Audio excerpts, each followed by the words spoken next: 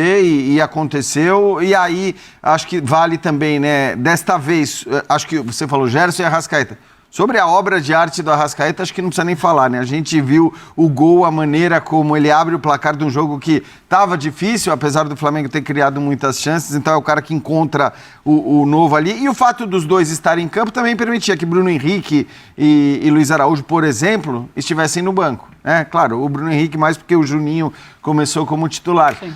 Mas aí você também, a volta dos jogadores titulares do Flamengo, isso eu sempre digo, faz com que o banco seja um banco mais poderoso ainda, né? É sempre um banco poderoso o banco do Flamengo, mas se a gente pegar a segunda metade da temporada passada, a gente vai lembrar, né, de um Flamengo que tinha sempre um time muito forte, que começava o jogo, mas não tinha um banco tão forte, porque eram tantas lesões, tantas ausências, que o banco nem era tão forte quanto deveria ser. Com a volta de Gerson e Arrascaeta, o Flamengo pode se dar o luxo de tirar do banco de reservas jogadores como Bruno Henrique, Luiz Araújo, e eles acabaram fazendo aí a jogada do segundo gol. Mas uma vitória absolutamente justa por aquilo que o Flamengo produziu.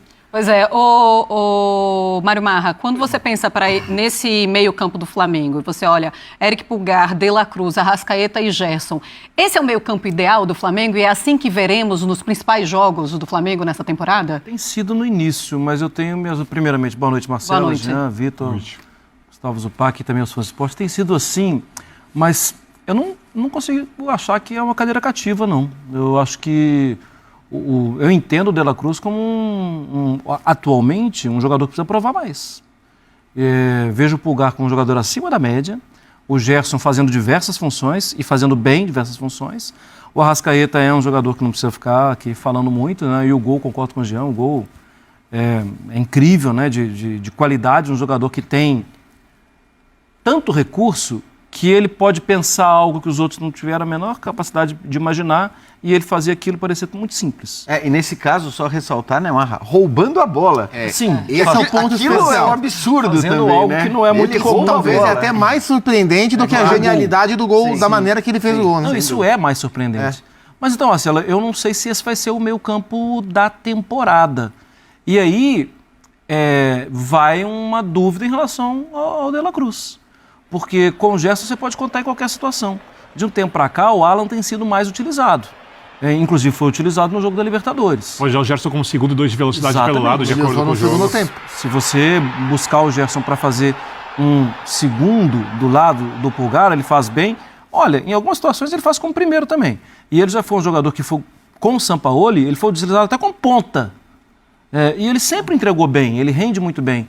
E essa é mais uma das virtudes do elenco e da abordagem que tem o Felipe para o elenco. Ele pode mudar o time e ele não vai oferecer tanta tranquilidade assim para quem não está jogando bem. Mas vou ser muito sincero, fiquei preocupado com Vitória na primeira rodada, no jogo contra o Juventude. Sim.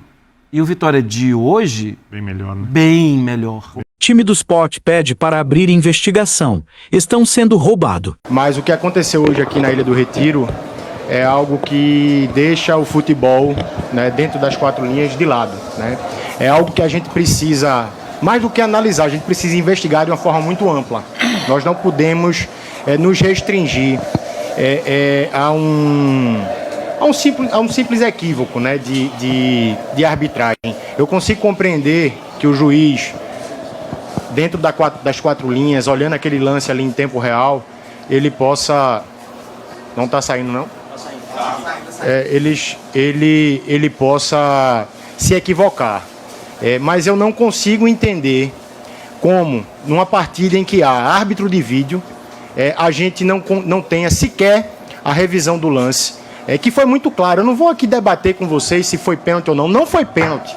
O que aconteceu hoje na Ilha do Retiro é uma vergonha para a arbitragem brasileira, né? O presidente Edinaldo, a gente vê que ele tem tentado mudar a arbitragem, fez alterações profundas na gestão da arbitragem brasileira, é um homem bem intencionado, tem buscado obter soluções para o problema da arbitragem, mas simplesmente não se conseguem árbitros de qualidade dentro do futebol brasileiro. O Brasil hoje importa treinador, o Brasil hoje importa jogador.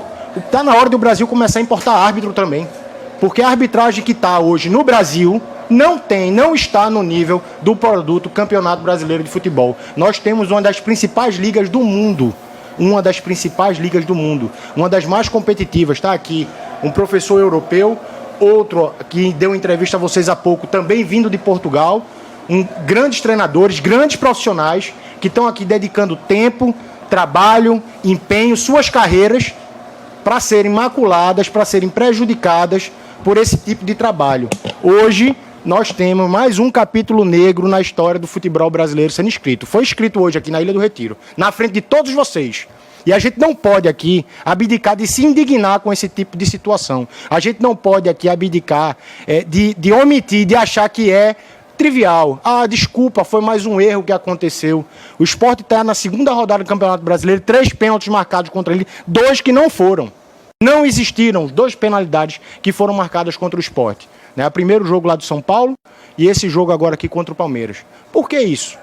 Eu não vou estar aqui vitimizando que é o CEP, que é isso. Não, porque a gente sabe que tem outros times que estão aqui também que estão sofrendo a mesma coisa que o Sport está sofrendo hoje. O produto Campeonato Brasileiro, eu vou repetir, se a gente quer ser uma liga de ponta, a gente precisa cuidar da arbitragem. Os árbitros do Brasil, não adianta mandar para reciclagem, não adianta, não serve, não presta. Não está no nível do campeonato. Não está no nível do campeonato. A arbitragem brasileira não está à altura do professor Pepa, do professor Abel, dos jogadores que aqui estão. O produto superou. Então, ou a gente realmente começa a pensar numa solução de curtíssimo prazo para resolver o problema que nós estamos vivendo hoje, ou então o resultado esportivo ele vai continuar sendo violado, ele vai continuar sendo maculado, ele vai continuar sendo alterado de forma artificial, que foi o que aconteceu hoje aqui. Eu não consigo conceber que um senhor, dentro de uma cabine com ar-condicionado, vendo o lance por todas as câmeras que é possível ter dentro de um campo, ele não tenha a dignidade, a percepção, a sensibilidade de sequer dizer, Arleu, vai lá dar uma olhadinha, vê ali rapidamente esse lance, cara. Talvez tenha sido só na bola. Não falar, não chamar, tá tudo normal. E o trabalho que o Sport está fazendo aqui, cara? E o trabalho de reconstrução que o presidente Yuri, que eu, André Figueiredo, o professor Pepa, todo dia trabalha aqui para chegar a fazer uma partida bonita, uma partida competitiva. Sport ou Palmeiras podiam ter ganhado e não ia ter problema nenhum. O professor Pepa falou isso antes do jogo. Não importa se vai ganhar, se vai perder, se vai empatar. Vamos fazer o nosso trabalho. Fizemos um grande jogo. O Sport fez um grande jogo. O Palmeiras foi uma equipe briosa, fez um jogo competitivo, um grande jogo também. Qualquer um podia ganhar, só não podia ganhar dessa forma. A gente só não pode se acostumar a andar em um campeonato em que o vencedor é definido desta maneira. Sinceramente, chegar ao ponto de novo, já não bastou a semifinal do Campeonato Paulista. E agora contra o Sport fora de casa. Um jogo horroroso do Palmeiras, sendo mascarado por um pênalti vergonhosamente dado para o Palmeiras. Se você se orgulha disso, meus parabéns para você. Eu não. A mim não vai convencer. Eu quero analisar o que não está acontecendo com o Palmeiras. O porquê que, jogo após jogo, muda a escalação, muda o time, sempre os mesmos entrando, os mesmos que não fazem nada. O time não consegue ter nenhum tipo de padrão. E arrancou um primeiro pênalti que, tudo bem, o zagueiro foi juvenil, mas depois não fez nenhum tipo de esforço ao longo do jogo para se prevalecer em relação ao Sport, para controlar a partida. O Palmeiras que teve, durante 70%, 80% do jogo, Lucas Lima, o próprio, aquele dominando todo o meio-campo, porque o Palmeiras era uma bagunça, batendo cabeça, zagueiro, volante, nada. E de novo, numa bola sobrada na entrada da área, um pênalti ridiculamente marcado, deu essa vitória ao Palmeiras. 2 gols de pênalti.